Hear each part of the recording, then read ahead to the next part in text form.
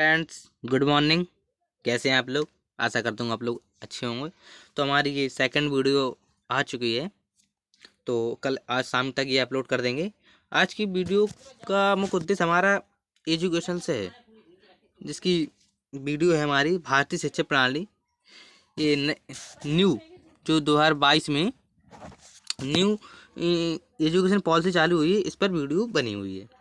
तो आप लोग क्वेश्चन को जरूर पढ़ते जाइए, और जो क्वेश्चन आप लोगों को अच्छे लगेंगे, आपको लोग आते हैं, अगर मैं क्वेश्चन को बता दूंगा कि कौन सा क्वेश्चन आ रहा है या कौन सा क्वेश्चन इंपॉर्टेंट है, तो आप लोग उसको अपने कॉपी में नोट कर लीजिए। तो काफ़ी टाइम हो गया है वैसे, तो जल्दी चलते हैं पहला क्वेश्चन करके, काफ़ी टाइम ना हो जाए। तो पहला हम लोगों का क्वेश्चन है, नेटवर्क इशू की वजह से ये नहीं हो पा रहा है थोड़ा। हाँ, इसकी मेरा पहला क्वेश्चन है, आप लोगों ने भारत में राष्ट्रीय मिशन NLM की शुरुआत किस वर्ष हुई? इसमें पूछा गया है भारत में राष्ट्रीय साक्षरता मिशन NLM की शुरुआत किस वर्ष हुई। अगर आप लोगों को पता हो तो आप लोग बता दीजिए, नहीं तो फिर मैं तो बता ही रहा हूँ। इससे ये होता है, आप लोगों को एक खासियत बता दूँ, ये 4 ऑप्शन पढ़ने की ट्रिक जो आप लोग, बहुत से लोग होते हैं जैसे कि क्वेश्चन पढ़ते हैं भारत में राष्ट्रीय साक्षरता मिशन NLM की शुरुआत किस वर्ष हुई, फिर वो ऑप्शन पढ़ते हैं 1 मई, 5 मई, 8 मई, 10 जुलाई, 12 जुलाई। तो ये सबसे बड़ा नुकसान है बच्चों के लिए, क्योंकि हम लोग जब 4 ऑप्शन पढ़ते हैं तो हमें जब एग्जाम में बैठते हैं, कोई भी एग्जाम, पैट का एग्जाम हो, लेखपाल का हो, पुलिस का हो, ETC कोई भी एग्जाम हो, उसमें हम लोग कन्फ्यूज हो जाते हैं, कौन सा है कौन सा भूल जाते हैं। तो हम लोगों का सही ऑप्शन जो होगा हमें वही याद करना है, वही ऑप्शन मुझे पढ़ना पड़ेगा। तो उससे ये याद रहेगा, जैसे कि हम याद पेपर आ जाएगा तो हम ये क्वेश्चन पढ़ेंगे, राष्ट्रीय साक्षरता मिशन किस वर्ष शुरुआत हुई। तो हम लोगों ने क्वेश्चन जैसे कि पढ़ा होगा, तो आंसर ही अकेला पढ़ा होगा, जैसे कि 5 मई 1988 इसका आंसर है, इसका मुख्य आंसर 5 मई 1988 आंसर है। 5 मई 1988 आंसर इसका है सही इसका 5 मई 1988 आंसर है। तो बस हमें यही क्वेश्चन याद करना है, यही क्वेश्चन का आंसर याद करना है, ना कि सब क्वेश्चन याद करना है। इसके लिए आप लोगों को जल्दी क्वेश्चन याद हो जाएंगे।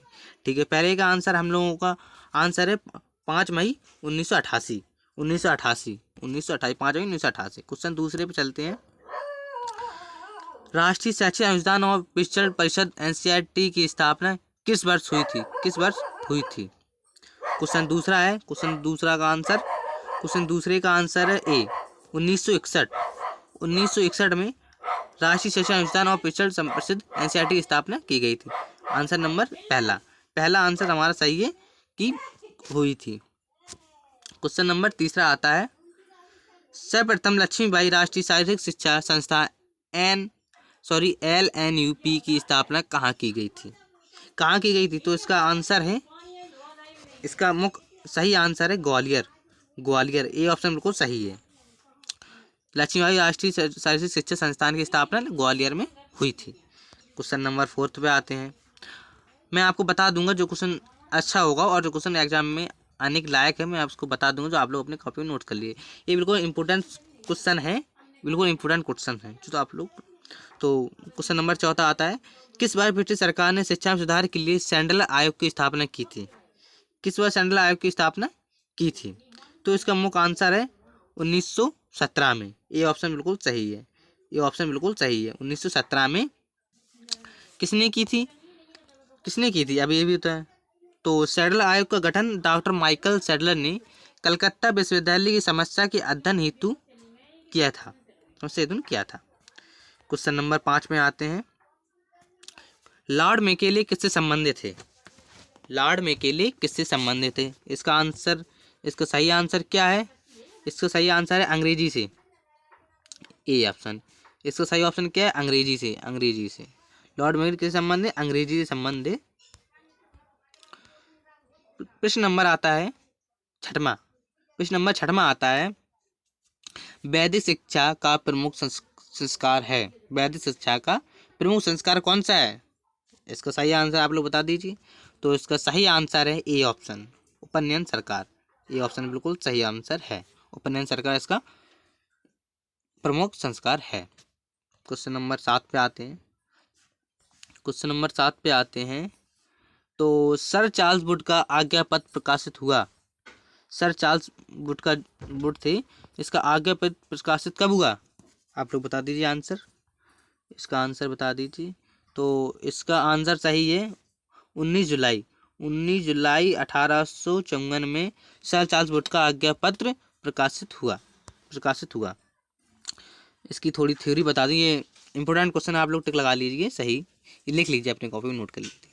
19 जुलाई 1854 सर चार्ल्स वुड ने अंग्रेजी शिक्षा का प्रचार एवं महिला शिक्षा हेतु लॉर्ड डलहौजी को एक पत्र लिखा, जिसे वुड का घोषणा पत्र कहा जाता था। वुड का घोषणा पत्र कहा जाता था।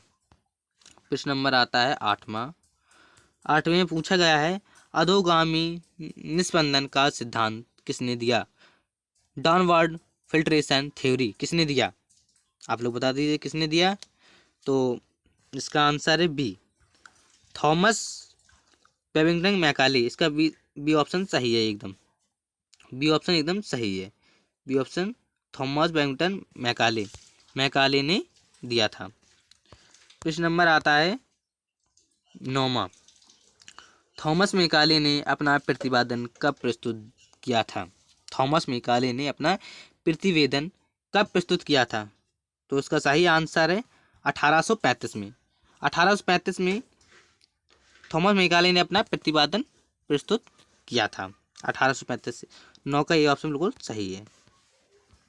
प्रश्न नंबर आता है अपना 10। प्रश्न नंबर आता है 10, राधा कृष्ण कमीशन की संस्तुतियां सिफारिश संबंधित थी। राधा कृष्ण कमीशन की संस्तुतियां सिफारिश संबंधित थी।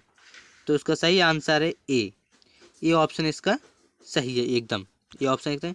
उस शिक्षा 1948। तो इसका थोड़ा थ्योरी बता दें, ये इंपॉर्टेंट क्वेश्चन लगा लीजिए आप थोड़ा टिक सही। तो ये उस शिक्षा 1948 में हुई थी। राधा कृष्ण आयोग या विश्वविद्यालय शिक्षा आयोग भी कहते हैं। इसकी स्थापना 4 नवंबर 1948 में की गई थी। इसके अध्यक्ष हैं डॉक्टर सर्वपल्ली राधाकृष्णन जी। राधा सर्वपल्ली जी बहुत ही होशियार थी काफ़ी पढ़ाई में, आजकल के बच्चे तो नहीं होते हैं। चलो प्रश्न नंबर आता है 11। प्रश्न नंबर 11 आता है तो उसमें पूछा गया है, सर्वप्रथम विश्वविद्यालय शिक्षा आयोग राधाकृष्ण आयोग के अध्यक्ष थे। आप लोगों ने 10वें वाले क्वेश्चन में डिस्कशन हो चुका था, अगर आप लोगों को सही से पढ़ रहे होंगे, ध्यान होगा। तो इसका सही आंसर है बी, डॉक्टर राधाकृष्ण के अध्यक्ष थे। विश्वविद्यालय शिक्षा आयोग के राधाकृष्ण अध्यक्ष थे। प्रश्न नंबर आता है 12। प्रश्न नंबर 12 में हमसे पूछा गया है, विश्वविद्यालय अनुदान आयोग की स्थापना किस वर्ष हुई? विश्वविद्यालय अनुदान आयोग की स्थापना किस वर्ष हुई? तो किस वर्ष हुई? 1956 में। हमारा ए ऑप्शन एकदम सही है, हमारा ए ऑप्शन एकदम सही है, ये ऑप्शन एकदम सही है। प्रश्न नंबर आता है 13। ये इंपॉर्टेंट क्वेश्चन है बहुत, आप लोग उसमें टिक लगा लीजिए। ये बहुत ही इंपॉर्टेंट क्वेश्चन है, आप लोग टिक लगा लीजिए, आप लोग टिक लगा लीजिए, ये बहुत ही इंपॉर्टेंट क्वेश्चन है, आप लोग टिक लगा लीजिए, टिक लगा लीजिए आप लोग। प्रश्न नंबर 13 है, इंपॉर्टेंट क्वेश्चन है। भारतीय शिक्षा, इंपॉर्टेंट लगा लीजिए आप, ये आना ही आना है बिल्कुल 100%। भारतीय शिक्षा में 10+2+3 के आकार की सिफारिश किसने किया था? किसने किया था? तो इसका सही आंसर क्या है? सही आंसर बता लीजिए आप लोग। ए, डॉक्टर जाकिर हुसैन। डॉक्टर जाकिर हुसैन इसकी सिफारिश की थी। किसने? डॉक्टर जाकिर हुसैन ने सिफारिश की थी। प्रश्न नंबर आता है 14। किस वर्ष ऑपरेशन ब्लैक बोर्ड नामक कार्यक्रम शुरू किया गया? देख लीजिए आप लोग, किस वर्ष ऑपरेशन ब्लैक बोर्ड नामक कार्यक्रम शुरू किया गया? इसका सही आंसर है ए ऑप्शन बिल्कुल सही है एकदम, ये ऑप्शन एकदम सही है। 1987 से 1988 में ऑपरेशन ब्लैक बोर्ड नामक कार्यक्रम शुरू किया गया था। प्रश्न नंबर आता है 15। किस राजनेता ने जामिया मिलिया इस्लामिया विश्वविद्यालय की स्थापना की थी? इंपॉर्टेंट क्वेश्चन है, आप लोग टिक लगाए, बहुत इंपॉर्टेंट क्वेश्चन है, आप लोग लगा लीजिए टिक। इंपॉर्टेंट 15वां क्वेश्चन बहुत इंपॉर्टेंट है आप लोगों के लिए। इस्लामिया जामिया मिलिया इस्लामिया विश्वविद्यालय की स्थापना की गई थी कब? किसने की थी? तो इसका सही आंसर है डॉक्टर जाकिर हुसैन ने।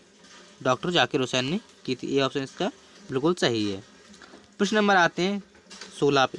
Very very important question, very very important, very very important important question है आप लोगों के लिए, बहुत इंपॉर्टेंट क्वेश्चन है ये पैड वालों के लिए। 10+2+ शिक्षा पद्धति किस वर्ष लागू की गई? किस वर्ष लागू की गई? किस वर्ष लागू की गई आप लोग? तो इसका आंसर है सही ए। इसका सही आंसर है राष्ट्रीय शिक्षा नीति 1986 में शुरू की गई थी। कब की गई थी? 1986 में शुरुआत की गई थी। चलो 17वें क्वेश्चन पे आते हैं। भारत में प्रथम खुला मुक्त विश्वविद्यालय फर्स्ट ओपन यूनिवर्सिटी कहाँ स्थापित किया गया था? तो इसका सही आंसर है सी। इसका सही आंसर है सी, हैदराबाद में। हैदराबाद में। इसका थोड़ा विस्तार से बताते हैं आपको। हैदराबाद में अगस्त में 1982 में डॉक्टर भीमराव अंबेडकर खुला विश्वविद्यालय हैदराबाद में स्थापना, हैदराबाद में स्थापना जी राम रेड्डी द्वारा की गई थी। अच्छा ठीक है, बढ़िया प्रश्न था। अब आते हैं प्रश्न नंबर 18 पे आते हैं। प्रश्न नंबर 18 पे आते हैं। भारत में खनन विश्वविद्यालय निम्न यूनिवर्सिटी कहाँ अव्यवस्थित है? अव्यवस्थित है। तो इसका सही आंसर आप लोग बता दीजिए अच्छी तरह से, बढ़िया। इसका सही आंसर बहुत अच्छा है, आप लोग बताइए आप लोग। तो इसका सही आंसर है धनाबाद। धनाबाद खनन विश्वविद्यालय कहाँ स्थापित है? धनाबाद में स्थापित है। कहाँ? धनाबाद में स्थापित है। धनाबाद में स्थापित है। अच्छा चलते हैं 19 प्रश्न नंबर 19 पे आते हैं। ये भी इम्पोर्टेंट क्वेश्चन है, वेरी वेरी इम्पोर्टेंट क्वेश्चन है ये आप लोगों के लिए। तो इसका सही आंसर है क्या है? आप लोग क्वेश्चन पढ़ देख लीजिए। आप लोग सही बात है क्वेश्चन पढ़ते नहीं हैं और आंसर देते रहते हैं। तो आप लोग क्वेश्चन पढ़िए पहले एक बार। भारत में सर्वप्रथम किस स्थान पर IIT कॉलेज की स्थापना की गई?